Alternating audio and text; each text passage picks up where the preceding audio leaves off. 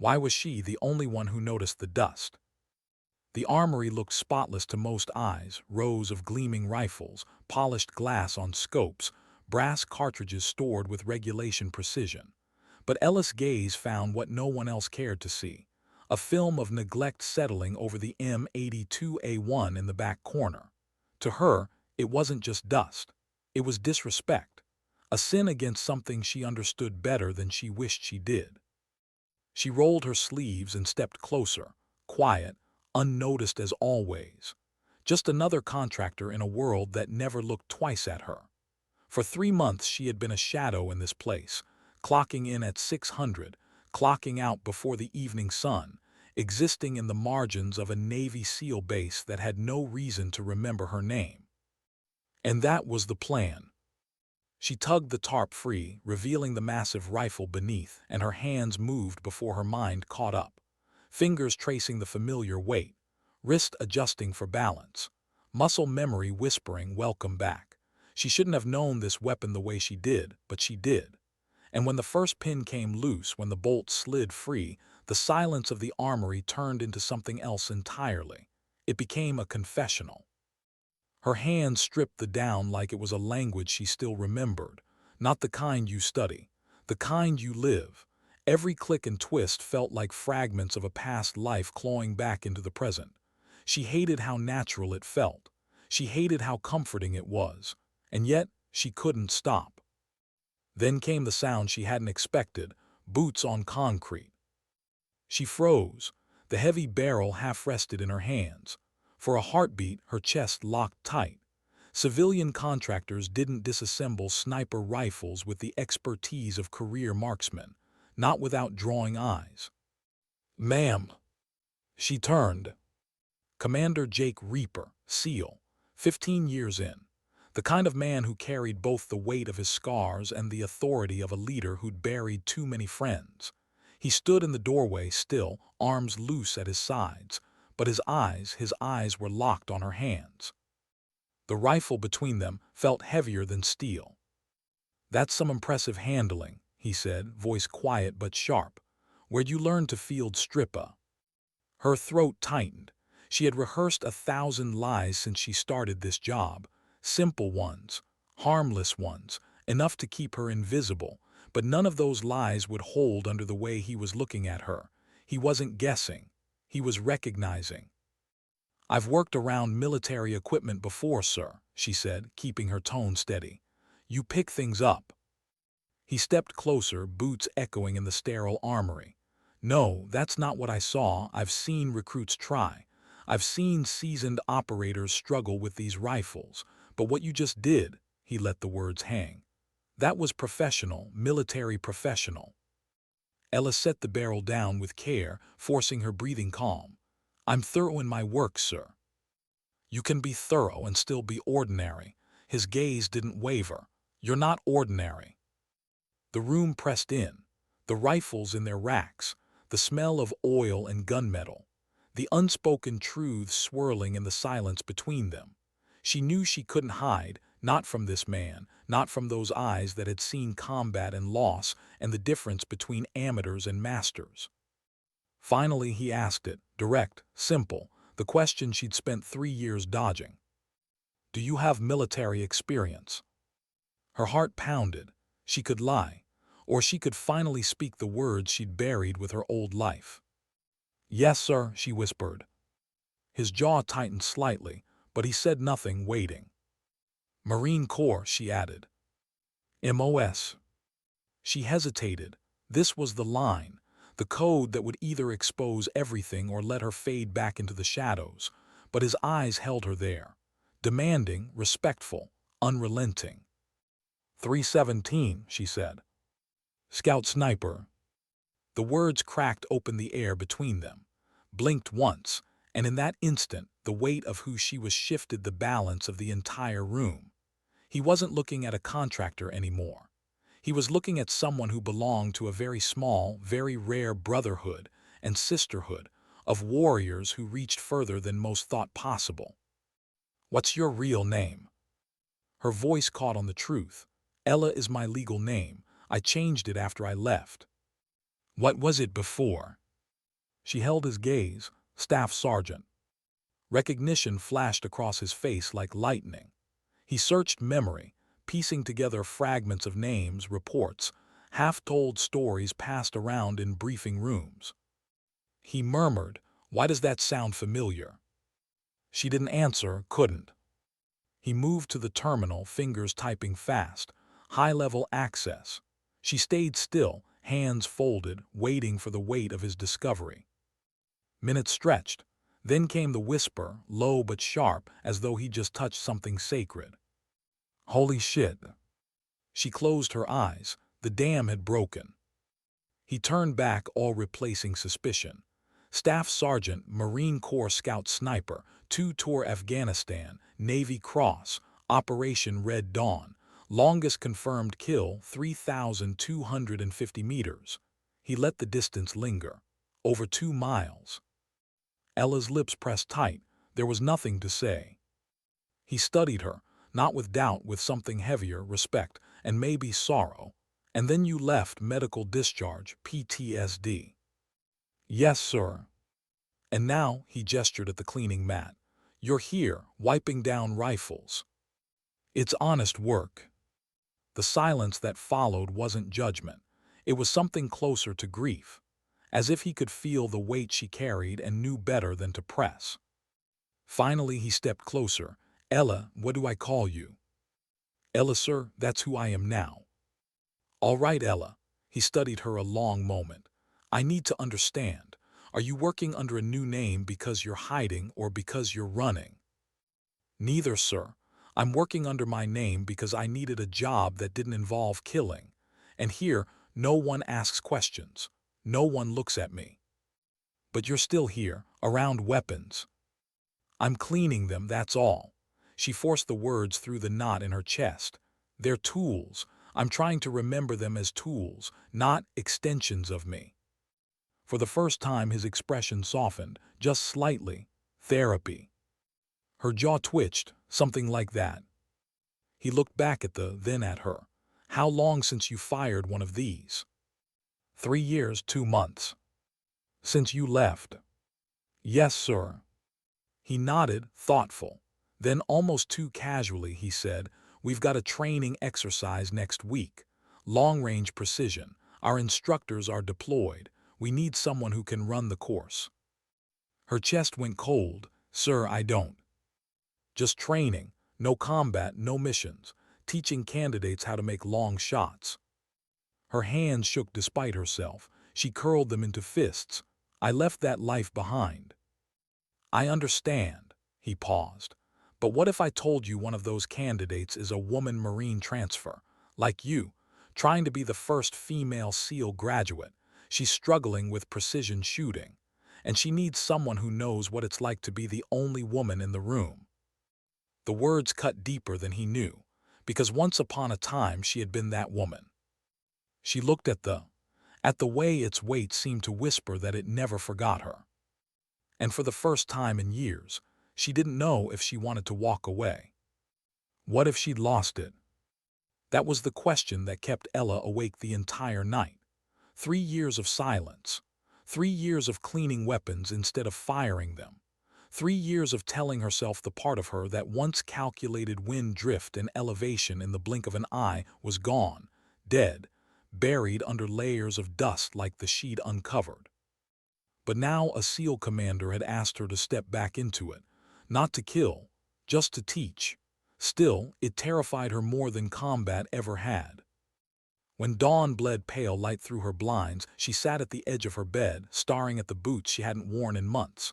Her hands rubbed together, palms damp, as if trying to wash away memories that clung to her skin. She told him no. She made it clear she was done. But part of her knew she hadn't meant it. Not completely. Because a question gnawed at her. If she still had it, if those skills hadn't faded, could she use them for something better than war? By 5:40, she was walking toward Range 7. She hated herself for it. Hated the way her legs carried her there, as if her body had already decided while her mind still screamed. The range was alive with crisp morning air. Targets stretched across open fields, metal silhouettes catching the first rays of light. Wind flags rippled faintly. their movements betraying subtle currents only shooters bothered to notice. To anyone else, it was just a quiet piece of land. To Ella, it was a battlefield of math and patience, where every blade of grass whispered secrets about trajectory.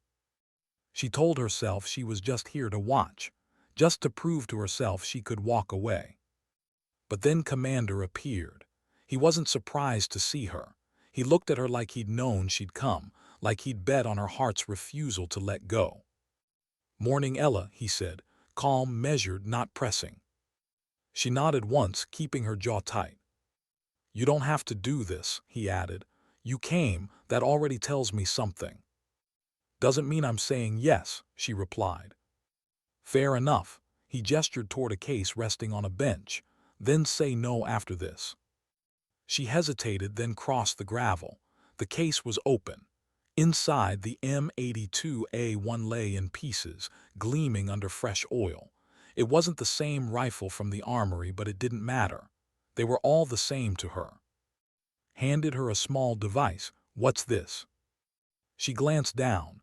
Kestrel 5700 Elite, wind speed, barometric pressure, ballistic calculator integration. The answer slipped out too fast, too natural. "And this," he passed her another piece of gear. PLRF 25 rangefinder, accurate to 25 kilometers. Her chest tightened. She hadn't meant to respond, hadn't meant to prove him right. Tilted his head, a faint smile ghosting his lips. "Tell me something, Ella. If I wanted a shot at 1,500 meters in a 15-knot crosswind, 20-degree temp differential, what's the hold?" Her mouth opened. Words spilled out before her fear could stop them. "Assuming M33 ball, 47 MOA elevation, 12 windage. Factor slight but not negligible at that distance." She stopped mid-sentence. Horror filled her chest. Because she hadn't even thought, she'd just known. Smile softened, not triumph but quiet understanding. "See, you haven't lost it. You've just been pretending you have." Her fists clenched. "Sir, I left because I couldn't handle the weight anymore. Every shot deciding who lived, who didn't, carrying it. I broke under it." He nodded slowly. "I know, but this isn't that. No lives at the end of these rounds, just students. Young men and women who need what you know so they don't die later because no one taught them right." Her eyes lifted, searching his for deceit, for pressure, for any sign he wanted more than what he said. But all she found was sincerity. "And one of them," he added quietly, "is Maria Santos, Marine transfer, wants to be the first woman to pass SEAL training. She's good, but she needs someone who's walked her path." Ella's chest tightened at the name. A memory she didn't want. Herself, younger, smaller, standing in a room full of men who saw her as an intruder, not an equal. She looked at the rifle, looked at the glass optics that had once been her eyes across deserts and mountains. "What if I fail her?" she whispered. "Then you fail together, but you won't. Because you already know what she needs most, not math, not adjustments, belief." Her hands trembled as she reached for the rifle. The steel was cold but alive, familiar in a way that no amount of denial could erase. She lifted it slowly, bracing it against her shoulder. The weight settled like an old friend, heavy, comforting, dangerous. And for the first time in 3 years, her heart didn't race in fear. It steadied. She set it down gently. "If I do this, it's training only. My terms, no pressure beyond that." Nodded once. "Your range, your rules." "Good." She drew in a long breath and exhaled. "When do we start?" "Tomorrow, 600, be ready." He didn't thank her. Not then. He knew better. Gratitude would feel like chains. Instead, he walked away, leaving her alone with the rifle. Ella sat on the bench, elbows on her knees, staring at the weapon. Her reflection shimmered in the polished scope, fractured and unclear. Was she Ella, invisible contractor? Or the sniper who once reached 2 miles into the impossible? Maybe she was both. Maybe that was the problem. She left the range as the sun climbed, her footsteps dragging across the gravel. For the first time in years, She wasn't running from her past.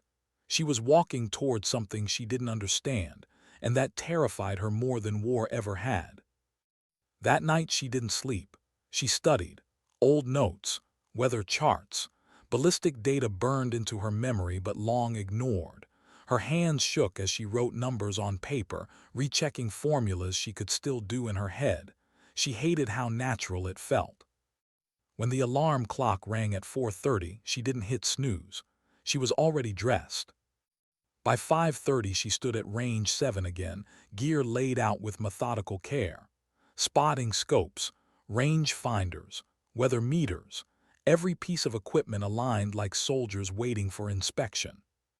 And when the 12 candidates arrived at 600, 11 men and 1 woman, Ella, the contractor who once blended into shadows, stood tall, eyes steady, voice cutting across the morning air. "Good morning," she said. "I'm Ella. For the next week, I'll be your precision shooting instructor." They stared, confusion, doubt, curiosity. She could feel it, the silent question, who is she to teach us? She didn't flinch. "Before we begin, I want you to understand something. This is not about proving yourselves against me or against each other. This is about learning the skills that might save your life or your teammate's life when it matters." A candidate raised his hand, voice sharp. "Ma'am, what's your background?" Ella didn't hesitate. "Marine Corps Scout Sniper, MOS 317, 2 deployments, multiple confirmed shots beyond 2,000 meters." The range went silent, doubt evaporated, eyes sharpened. Another voice, hesitant. "What's your longest shot, ma'am?" Her gaze found Maria Santos, the only woman among them, smaller than the rest but burning with intensity. Their eyes met, and Ella chose to answer honestly. 3,250 meters. Silence again, heavy, almost reverent. Then Ella stepped forward, voice steady. "Now that you know I can do it, let's see what you can do." Why was Maria staring at her like that? The other candidates had scattered into their lanes, adjusting rifles, checking optics, fumbling with equipment like men eager to prove themselves. But Maria Santos, shorter, leaner, younger, kept her eyes locked on Ella, the way a student might look at a teacher she both feared and needed. Ella ignored it at first, keeping her own face still. Instructors couldn't show doubt, not in front of men and women whose future depended on belief. But inside, her heart hammered. She hadn't been called instructor in years. She hadn't stood on a range like this since Afghanistan. She forced herself to speak, her voice carrying that calm authority she used to wear like armor. "Check your rifles, proper cheek weld, shoulder placement. I don't care if you think you know how to shoot. Precision isn't about what you think. It's about what the math and the moment demand." They moved, some with confidence, others with hesitation. She walked the line slowly, boots crunching on gravel. Every mistake leapt at her eyes, fingers too tight on triggers, bipods poorly set, scopes misaligned. She corrected them without raising her voice, sharp but steady, letting silence speak louder than reprimands. When she reached Maria, she crouched beside her position. The young Marine's gear was clean, rifle immaculate, fundamentals strong, but the way her jaw clenched, the way her breathing shook, that told Ella everything. "You've done this before," Ella said softly, just for her. "Yes, ma'am." "Then why are you trying to prove it instead of just doing it?" Maria's eyes flicked sideways, the men nearby, watching, judging. Ella felt it like a wound reopening. She knew that gaze. She lived it. She leaned closer. "Don't shoot for them, shoot for the target. The bullet doesn't care what they think." Maria's throat bobbed as she swallowed. Then she nodded. Ella rose and stepped back. "Fire when ready." The first shot cracked through the air. Echoes rolled across the range. Metal clanged, direct hit. Maria's relief was subtle, but Ella saw it in the way her shoulders dropped half an inch. "Again," Ella ordered. Another shot, another hit. "Better." By mid-morning, the smell of burnt powder clung to the air, acrid and sharp. Targets at 500 meters were with fresh holes. Some candidates were consistent. Some scattered their rounds like they were painting with blindfolds. Ella kept moving, adjusting, correcting. Her words were never loud, but they cut deep. Your finger is too heavy. Let the trigger break like glass. Don't fight the rifle. Let recoil flow through you. Stop chasing perfection. Chase consistency. But beneath it all, her mind was elsewhere. She hadn't touched a trigger in 3 years. Not once. Not in combat. Not in training. She could correct others, but could she still do it herself? The thought clawed at her, sharp, merciless. By noon, the candidates were sweating, shirts damp under vests, faces streaked with dirt. Arrived, arms folded, watching quietly from behind the line. Ella felt his presence like pressure. He wasn't evaluating the candidates, he was evaluating her. When the session ended, she dismissed the group for lunch. All 12 scattered toward the shade, all except Maria. "Stay," Ella said. The young Marine froze, then nodded. She lowered her rifle, waiting. Ella walked to her, crouched again. "You've got fundamentals, solid, but you're carrying weight that's not yours." Maria's lips pressed thin. "Ma'am, I don't want to be the one they point at when I miss." Ella studied her, saw the younger version of herself staring back, the same fire, the same fear, the same hunger to belong. "Do you know why I hold the record for the longest confirmed kill by a female Marine sniper?" Ella asked quietly. Maria blinked. "Because you're exceptional, ma'am." "No, because in that moment I forgot about being a woman, forgot about proving myself, forgot about who was watching. I only thought about one thing, the shot. That's it." Maria's brow furrowed.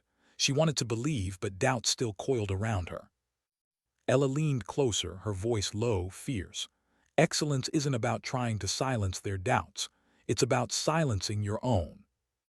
Maria exhaled slowly. Something shifted in her eyes, not full belief, but a spark. "Tomorrow," Ella said, standing. 800 meters, focus on the shot, nothing else." "Yes, ma'am." Ella turned, walking toward who still lingered at the edge of the range. His expression was unreadable, but his eyes were sharp. "Well," she asked, keeping her tone guarded. "You're good," he said simply. "Better than I expected." She scoffed lightly. "Expectations are dangerous things, Commander." "And yet you exceeded mine." He paused. "How do you feel?" That question cut. She looked at the range, at the scars on the targets, at the heat shimmer rising off the earth. How did she feel? Terrified, alive, broken, whole, all at once. "I feel," she struggled for the word, "responsible." Nodded. "Good. That's what makes you worth listening to." He left her with that. No orders, no praise, just truth. That night Ella couldn't escape the echoes. Not the gunfire, not Maria's gaze, not the way her own words had slipped out so easily, like she'd never left. She stared at her ceiling in the dark, one thought looping like a warning. If she still had it, what did that mean for the life she'd built? The next morning the candidates gathered at the 800-meter line. Winds were shifting, subtle but steady. Ella scanned the flags, the shimmer of heat, the way mirage bent the horizon. It all came back too easily, like an old lover who never truly left. She set Santos up first. "Read the wind," she ordered. Maria licked her lips, studied the flags, the grass. 10 knots left to right. "Good correction." "To Moa." "Take the shot." Maria inhaled, fired. The round went wide, missing steel by inches. "Again." She fired, missed. Her jaw clenched, her breath quickened. "Stop," Ella said sharply. She crouched beside her. "What's happening in your head right now?" Maria's voice cracked. "They're watching me. Every miss feels like proof I don't belong." Ella's heart twisted. "God, I know that feeling." "Listen to me," she said, her voice a steady whisper. "When I made my record shot, I wasn't thinking about being a female sniper. I wasn't thinking about anyone watching. I was only thinking about math, wind, breath, trigger, that's it. You don't shoot to prove you belong. You shoot to hit the target, nothing else. Maria swallowed hard, nodded, reset. Ella placed a hand lightly on her shoulder. Breathe, forget them, focus. Maria exhaled, fired. The clang of steel rang out, echoing across the range. Direct hit. Maria's head jerked up, eyes wide, relief, disbelief. Better, Ella said, calm, controlled. But inside, pride flickered, a dangerous, warming flame. The next shot struck center again, then another. Maria's shoulders straightened. Not arrogance, not bravado, just quiet confidence. And Ella, standing beside her, felt something she hadn't let herself feel in years. Hope. As the day went on, Santos grew steadier. The other candidates noticed. Respect replaced doubt. And Ella saw the beginnings of something she hadn't believed possible, a future where women like Maria didn't have to prove they belonged. But that night, when Ella sat alone again, the flame of hope was shadowed by another thought. If she could still do this, still teach, still shape shooters, still bring out the best in someone like Maria, then what excuse did she have for hiding? And that question scared her more than anything else. Why did their eyes feel different now? When the week began, the candidates looked at Ella with doubt, even disdain. A contractor turned instructor, a woman standing in front of hardened men. She had expected resistance. But by the fourth day, as rounds struck steel at distances that once seemed unreachable, something shifted. Respect. It was subtle at first. A soldier who once smirked when she corrected his posture now leaned forward, eager for her words. Another, who'd questioned her background, now repeated her instructions to teammates like scripture. They weren't just listening, they were believing. But belief was dangerous. It meant they expected her to be what she once was, and Ella wasn't sure that woman still existed. The morning session focused on multiple target engagements under time pressure. Not combat, at least not in name, but the drills felt too familiar. Candidates shifted between targets at 400, 600, 900 meters, calculating windage adjustments on the fly. Shots cracked in rhythm, echoing off steel. Ella moved among them, eyes sharp, correcting, guiding. Don't outrun your breathing. Reset after each shot, don't chase the last one. Trust your math, trust yourself. She kept her tone steady, but every clang of steel carried echoes. Afghanistan, dust choking her lungs, the hiss of wind through the mountains, her spotter's voice in her ear. The moment she pulled the trigger and watched a figure 2 miles away collapse into nothingness. Her chest tightened. She blinked hard, forcing the memory back down where it belonged. This wasn't combat. These weren't enemies. These were students. This is different. Ma'am. The voice snapped her out of the fog. It was Maria, rifle lowered, eyes steady. You all right? Maria asked softly. Ella froze. Had it been that obvious? I'm fine, she said quickly, too quickly. Maria didn't push. She just nodded, but her gaze lingered, concern, not doubt, and that made it worse. Students weren't supposed to see the cracks in their instructors. By afternoon, the sun scorched the range. Sweat dripped down brows, uniforms clung to backs. Targets stretched to 1,200 meters now, wind gusting unpredictably. The perfect test. One by one, the candidates missed. Not badly, just off enough to prove the distance punished arrogance. Ella corrected each with calm precision. But when Maria's turn came, Ella felt her chest tighten again. Maria steadied, calculated, fired. The round clipped wide. Correction, Ella asked. Maria adjusted, fired again, miss. Her shoulders stiffened, jaw clenched, the old fear creeping back in. Stop, Ella said. She crouched beside her, lowering her voice so only Maria could hear. What's happening? Maria swallowed hard. I'm overthinking, trying to be perfect. Ella exhaled slowly. God, I know that feeling. Perfection is the enemy of consistency, she whispered. Forget perfect, just be steady. The target doesn't care about perfect. It only cares if you hit it. Maria's eyes met hers. For a heartbeat, Ella saw the younger version of herself staring back. The same fire, the same fear, the same need to prove. "Breathe," Ella said gently. "One shot, that's all that exists. One shot." Maria inhaled, fired. Steel rang, center hit. The relief on her face was undeniable. And for Ella, it wasn't just pride. It was something deeper, something dangerous, because Maria's victories were beginning to feel like her own. When the day ended, approached from the shade where he'd been watching, his eyes scanned the range, then settled on Ella. "They're improving fast," he said. "They had the skills, they just needed focus," Ella replied. "Focus you gave them," said. His tone wasn't casual, it carried weight, recognition. Ella looked away, watching Maria pack her rifle with meticulous care. "She's good," Ella murmured. "She's more than good, she could change things." Ella's jaw tightened. Change doesn't come easy in places like this.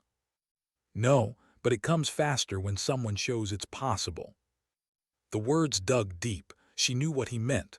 He wasn't talking about Maria, not only Maria. That night Ella sat alone in her small apartment, the silence louder than gunfire. She'd avoided mirrors for years, but now she stared into one, searching for the woman seemed to see. Was she still the sniper who made the impossible shot? Or Ella, the woman who cleaned rifles to avoid facing who she had been? Her hands trembled. She pressed them flat against the table. Maybe she was both. Maybe that was the problem.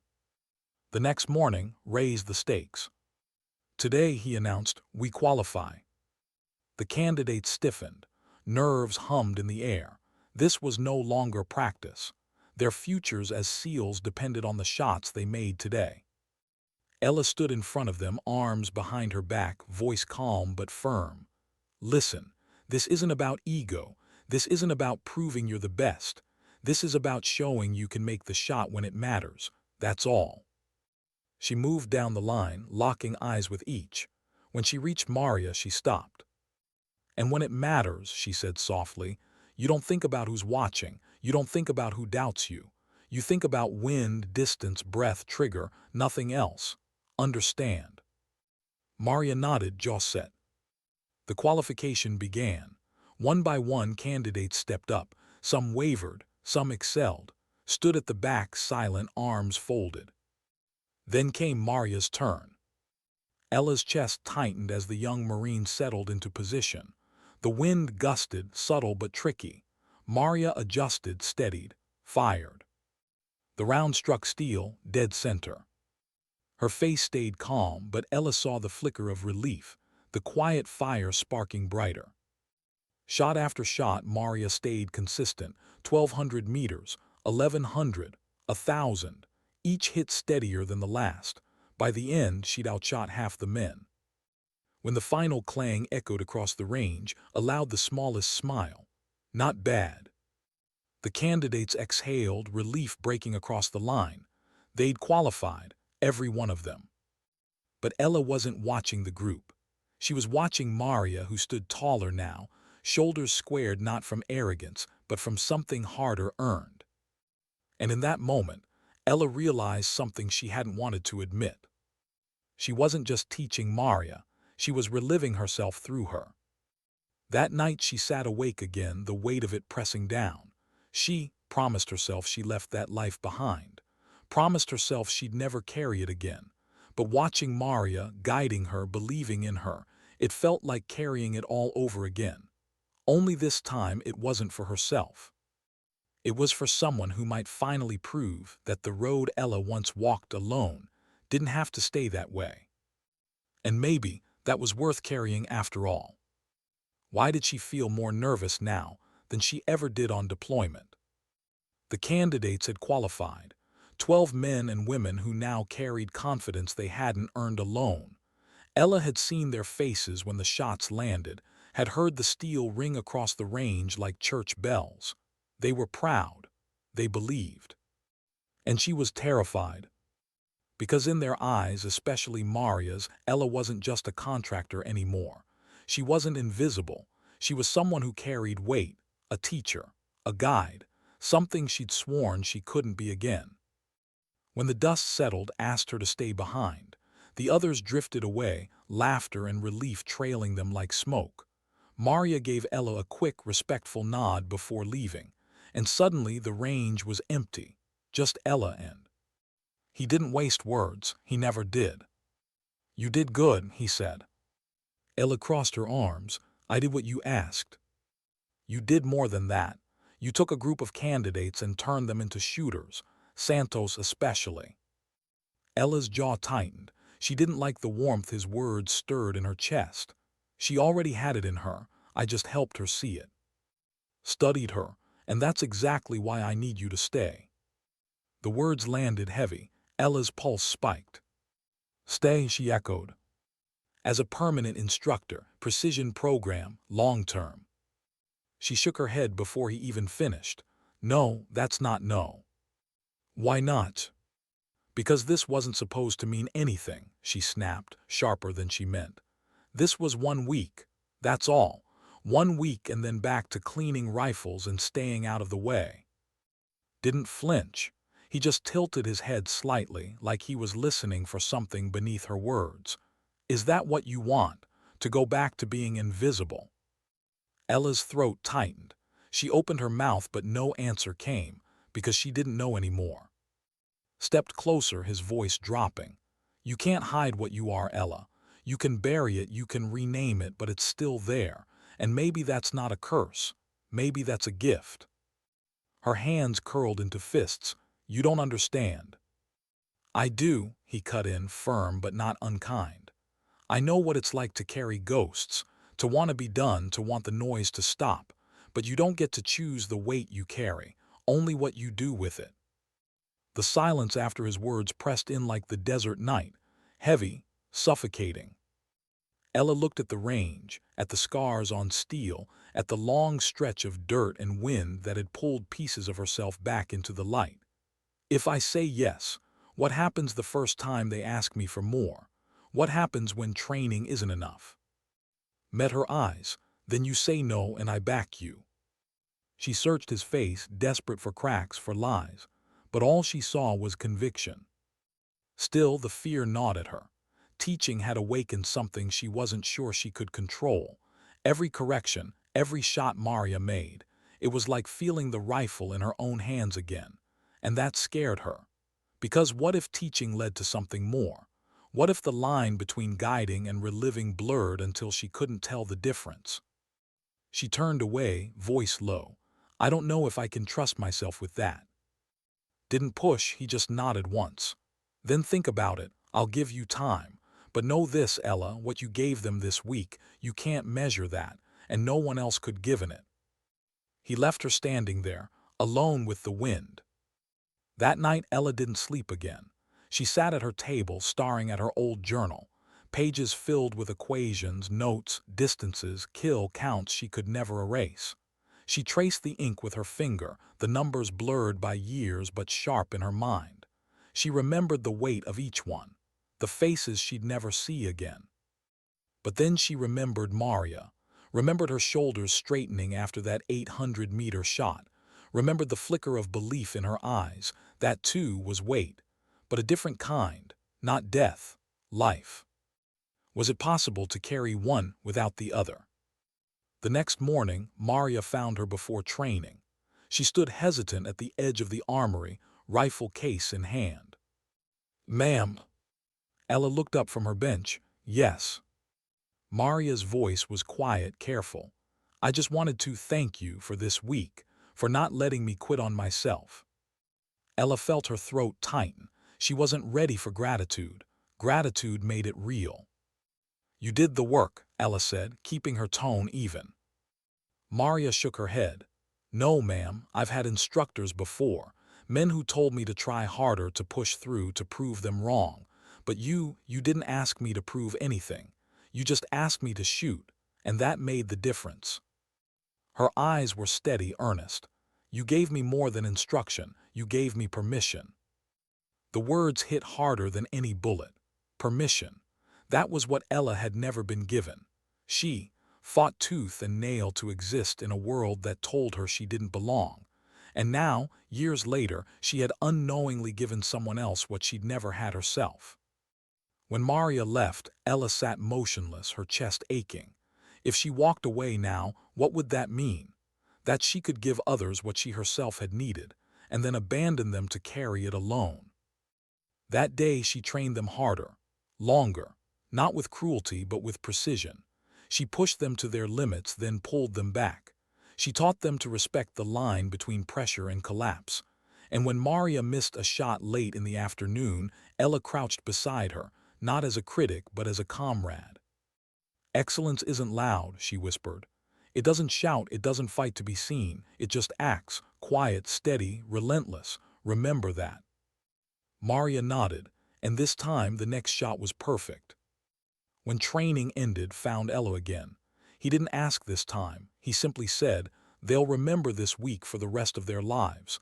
Not because they passed, because of you." Ella stared at him, torn between anger and gratitude, because deep down she knew he was right. But as she walked home that night, the question followed her like a shadow. If she stayed, if she took the role, would she finally be free of her ghosts, or would she be inviting them back in? She didn't have the answer, not yet. But for the first time, she wasn't running from the question. Why did the offer feel heavier than the rifle ever had? Ella had fired rounds that traveled 2 miles through wind and heat and time itself. She had stared through glass at figures she could barely see, adjusted her scope, and made decisions that ended lives. Those shots had been heavy, so heavy she'd collapsed under them. But this, quiet words, Maria's steady gaze, the candidate's respect, this weighed more, because this wasn't about a single trigger pull. This was about what came next. The final day of training carried the hum of anticipation. Qualification trials. Stood at the edge of the range, clipboard in hand, the candidates tense with the knowledge that today determined whether they advanced or washed out. Ella walked the line, eyes sharp, voice calm. "Remember what you've learned. Trust your math. Trust your breathing. Don't chase perfection. Chase consistency." They nodded, rifles cradled with the reverence of men and women who finally understood the stakes. Maria was last. Ella knew had arranged it that way to see what she could do under pressure, under the weight of silence and expectation. The young Marine's face was calm, but her hands gripped the rifle too tightly. "Relax," Ella murmured. "You're not here to impress me, you're here to make the shot." Maria inhaled, exhaled, fired. The steel rang, dead center. She cycled again, another hit, then another. By the end of the trial, her grouping was than most of the men, not perfect, but consistent, steady, real. When called an end, the range erupted in relief. Cheers, backslaps, laughter. The candidates had qualified. Maria stood a little apart, calm but radiant in the quiet way that mattered. Ella's chest swelled, not pride in herself but in Maria. The kind of pride she'd herself for years because she didn't think she deserved it. Approached, his expression unreadable but his eyes bright. "Impressive," he said. "She did it," Ella replied simply. "They all did, because of you." Ella shook her head, "Because they chose to listen."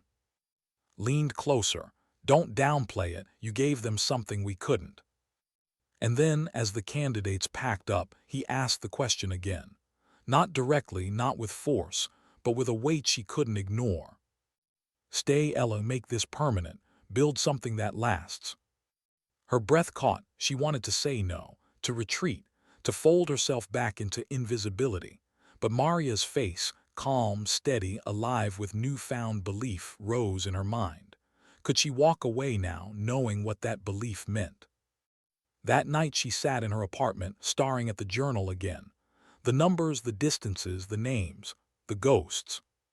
She thought of Afghanistan, of the heat, the dust, the smell of cordite, of the moment she'd taken the record shot, when her spotter's voice had steadied her, when everything had narrowed into math and willpower and silence. And then the aftermath, the endless nights, The weight of knowing a human life had ended because she'd made the calculation right.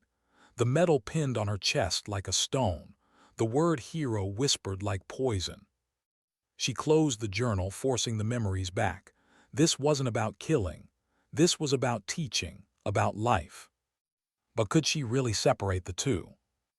The next day called her into his office. The walls were lined with photos, teams in desert gear, black and white images of brothers lost, grainy shots of victories no one outside the room would ever know. He didn't sit behind the desk. He sat across from her, leaning forward, elbows on his knees. "You've been avoiding the question," he said. "I've been thinking about it," she corrected. "Then think out loud. What scares you?" Ella's throat tightened. She stared at her hands, the calluses that never fully faded. "That if I say yes, I'll lose myself again. That I'll forget where the line is between teaching and fighting. That I'll end up right back where I was, burned out, broken, drowning in ghosts." Nodded slowly. "Fair fear, but you're not the same woman you were then." Her eyes snapped up. "You don't know that." "I do," he said calmly. "Because the old Wood already walked away. You didn't, you stayed, you taught. You gave them more than skill, you gave them belief. And belief doesn't come from ghosts, it comes from the living." His words hit like a shot, clean, precise, impossible to ignore. Ella looked away, voice trembling despite herself. "And what happens if someone asks me to deploy again, to take a mission?" "Then you tell them no, you have my word. This role is training only. You choose if it ever becomes more." Her jaw clenched, words warred in her chest. Finally she whispered, "I don't trust myself with that choice." Leaned back, eyes soft but steady. "Then trust me. Trust that I'll hold the line with you." The silence stretched, heavy, honest. Finally Ella nodded once. "I'll stay, but on my terms, no combat, no deployments, training only."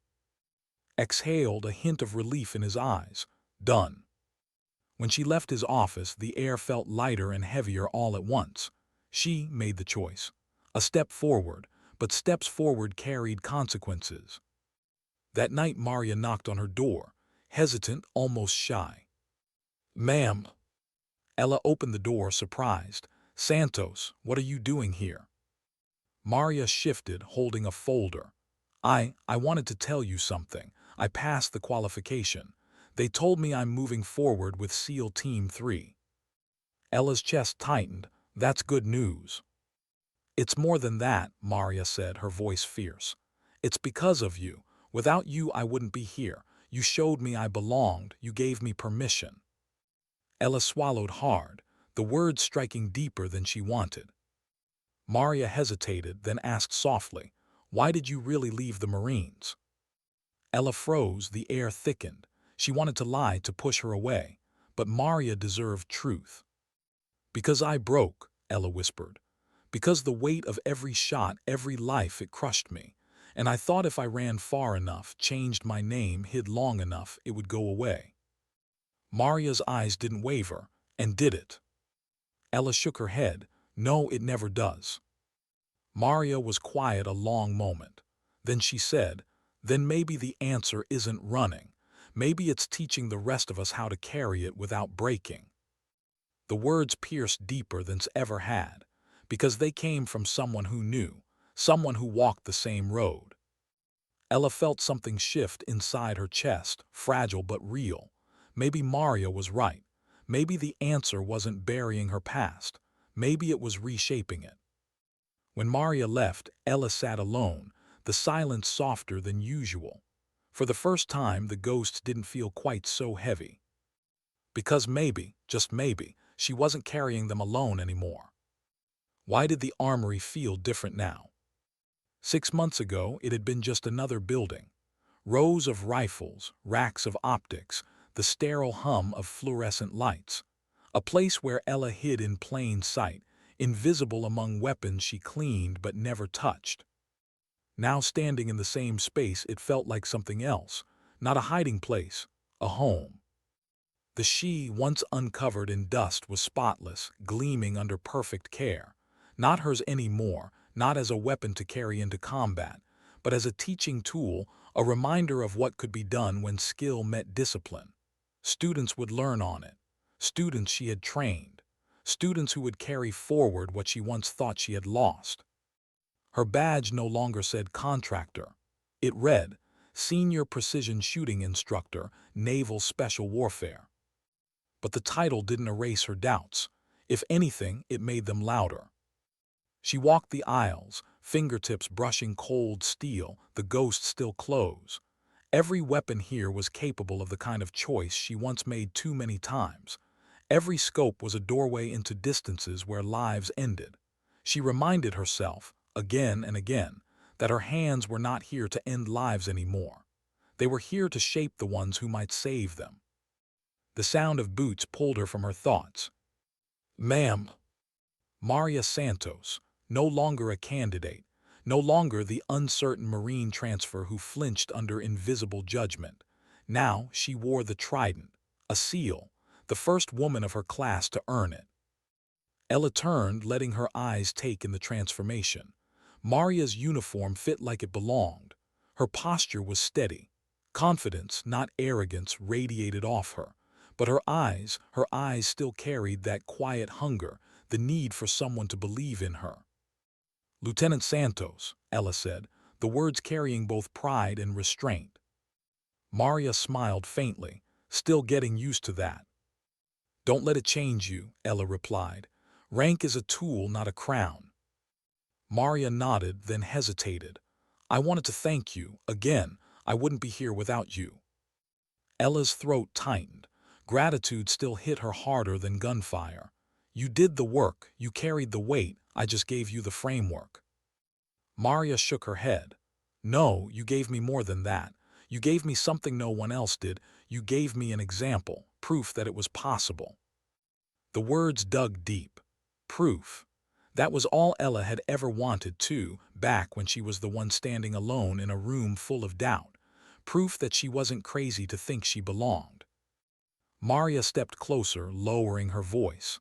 I know you don't want recognition, but you should know my team already respects you. Not just because of your record, because of how you teach. They talk about it.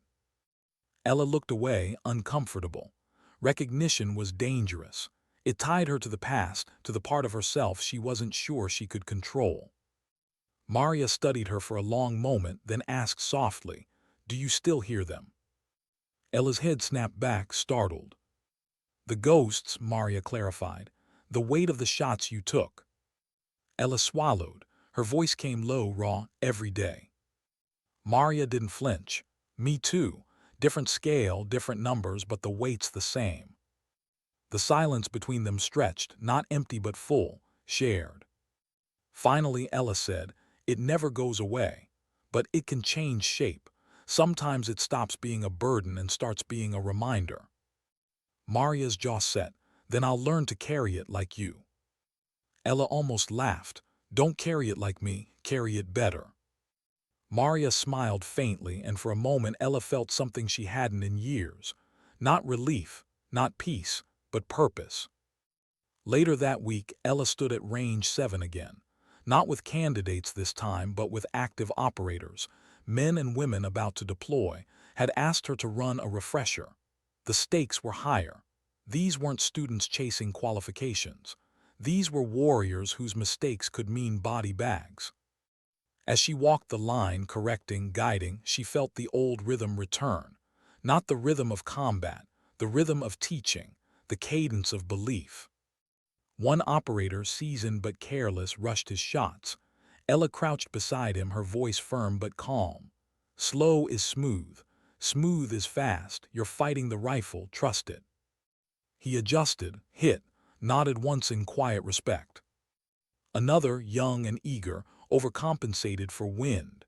Ella corrected with a glance at the flags, her adjustments precise. The next round struck center. By the end of the session, the line looked different, sharper, calmer, better. Approached, arms crossed, expression unreadable. They listen to you, he said. They listen because they're smart, Ella replied. No, said softly. They listen because you've lived what you teach, and they can feel that. Ella exhaled, her chest heavy. He was right, and that was the very thing she feared, because living it meant remembering it, and remembering meant carrying it again. That night, alone in her apartment, she opened her journal. She flipped past the old pages, past the numbers and names she could never erase. On a fresh page, she wrote, "Teaching isn't forgetting, it's transforming." She stared at the words for a long time. Then she closed the book. The next morning, Maria called her. Not for training, not for corrections, just to talk. "There's a mission," Maria said quietly. "I can't tell you details, but I wanted you to know what you taught me. It's going to matter out there." Ella's throat tightened. "Be steady, don't chase perfect." Maria's voice was firm. "I won't, I promise." When the call ended, Ella sat in silence. She knew the risk. Missions didn't always come back whole. And she hated that part of her, part she thought was dead, felt the old pull, the urge to be there, to guide not from afar but beside. She clenched her fists, forcing the thought away. That wasn't her path anymore. Her path was here, teaching, guiding, transforming. Still, as the night deepened and the ghosts gathered close, she whispered into the darkness, "Come home, Maria, come home." Why did waiting feel worse than combat? Ella had spent entire nights in dust and heat, rifle pressed to her cheek, waiting for a target to appear at the edge of a scope. Hours stretched into lifetimes. Patience was survival. But this waiting, this silence in her apartment, knowing Maria was out there on a mission Ella could never know the details of, this was torture. No rangefinder, no data, no when to read, just silence. She tried to bury herself in work. She checked rifles in the armory, corrected scopes, calibrated meters. Her hands moved precise, but her mind was elsewhere. Every clang of steel, every hum of fluorescent light felt empty. By the third day, she stopped pretending. She sat at her table, staring at her phone like it was a lifeline. Every buzz made her heart leap, only to crash when it was Maria. Then one evening, it finally rang. "Ma'am." Maria's voice, alive, whole, tired but steady. Ella closed her eyes, gripping the phone. Relief swept through her so hard it almost broke her. "You're back," Ella whispered. "We made it," Maria said softly. "The shot mattered, just like you said." Silence stretched between them. They couldn't speak details, couldn't speak names, but they didn't need to. "I kept hearing your voice," Maria added. "Every time I set up, every time I doubted. Don't chase perfect, be steady." It carried me through. Ella pressed her hand to her mouth. She wanted to say something profound, something worthy. Instead, only two words came. "Thank you." "For what?" Maria asked. "For coming back." Maria's voice softened. "I'm not done learning, ma'am, not yet. I'll still need you." The line clicked off, but Ella stayed frozen, the words echoing, "I'll still need you." For years, she had believed no one needed her anymore, that her worth ended with the record shot and the ghosts that followed. But here was proof, living, breathing proof, that maybe her worth had only just begun. The next week called her into his office. This time he didn't press. He didn't need to. "You've built something here," he said simply. "The candidates talk, the operators talk. They say your instruction changes them, and they're right." Ella shook her head. "I'm just passing on what I know." Leaned forward. "Exactly. And that's what makes it powerful. You're not chasing glory, you're giving it away. That's rare, that's what lasts." His words settled like a stone in her chest, heavy but steady. For the first time, she didn't feel the need to argue. That evening, Ella walked Range 7 alone. The air was still, flags limp, the targets quiet in the distance. She sat on the bench, ran her hand along the cold steel and sat. 3 years, 2 months. She hadn't fired a shot since the day she walked away. Teaching had brought her back close, but not here, not to the trigger. She adjusted the scope, breathed in the familiar rhythm. Her finger hovered, and for the first time she didn't feel fear. She didn't feel weight. She felt choice. She squeezed. The round cracked through the air, cutting across 1,000 meters of silence. Steel rang. The echo rolled back, not like a ghost, but like an answer. Ella lowered the rifle. She didn't smile, she didn't cry, she just breathed. Because it wasn't about the shot, it was about reclaiming it, transforming it. The following morning, the candidates gathered again, new faces, eager, uncertain. Maria was gone, deployed with her team, but Ella stood before the fresh line, voice steady, posture sure. Good morning, I'm Ella. For the next weeks, I'll be your instructor. You may have doubts. You may think I don't belong here, that's fine. But before this is over, you'll know one thing: precision doesn't lie. The math doesn't lie. The wind doesn't lie. Only we do. And my job is to strip those lies away until all that's left is the truth of your shot. Their eyes followed her, curious, skeptical, just like before. She looked at them, then at the range stretching beyond, and for the first time she felt no fear of being seen. Because she wasn't hiding anymore. When training ended that day, Ella lingered alone. She looked at the sunlight glinting off steel, at the ghosts that still hovered at the edges of memory. They didn't vanish. They never would, but they no longer chained her. She whispered into the still air, not to Maria, not even to herself, but to the silence that had carried her this far. Sometimes dignity doesn't speak, it simply acts. And then she walked away, not from her past but with it, toward a future where her scars weren't shackles, but tools to guide others through the fire.